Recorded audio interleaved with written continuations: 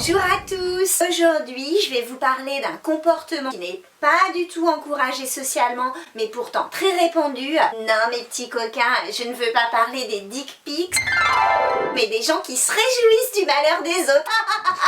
Ah non, je vous assure, j'invente rien. Il y a même un mot en allemand qui a été créé exprès pour ça. La Schadenfreude. Ça veut dire la joie du dommage.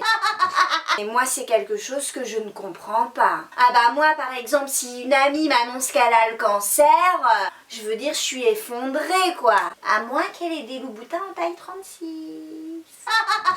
Alors, la question que je me suis posée, c'est quelles sont les raisons de ce plaisir malsain et un petit peu honteux? Eh ben, figurez-vous que des recherches ont été menées pour répondre à cette question. Il y en a vraiment qui ont que ça à foutre. Premièrement, ce plaisir peut être lié à l'envie et à la rancune. Ouais, parce que quand on a une mauvaise estime de soi, on a tendance à se comparer aux autres.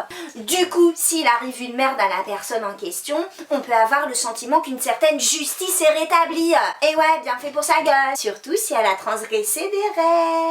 Ma voisine, celle qui a trompé son mari. Son chirurgien l'a raté. Tout le monde le surnomme Patrick. Deuxièmement, ça peut être lié au soulagement. Ah, heureusement qu'il m'est pas arrivé la même chose.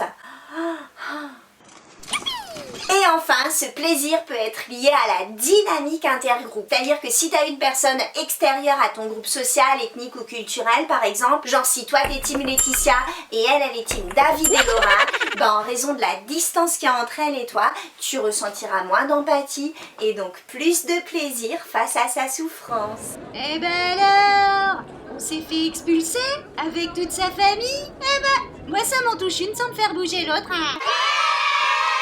Et alors le plus drôle, c'est que quand on éprouve cette émotion, notre corps sécrète de la dopamine. Mais oui, l'hormone de la récompense et du plaisir. Du coup, je me dis, la prochaine fois, au lieu de faire une soirée SM, on va se mater Faites entrer l'accusé, on va beaucoup plus kiffer. Et du coup, je me dis, mais qu'est-ce qu'on ferait sans tous ces SDF dans la rue? Ils nous aident vachement à relativiser nos vies de merde en fait. Mais c'est peut-être pour ça qu'on fait pas grand chose pour les aider. Pas con, Fiona. Pour finir, je vous laisse avec cette petite citation de Pierre Desproges. Pour être heureux, encore faut-il que les autres soient malheureux.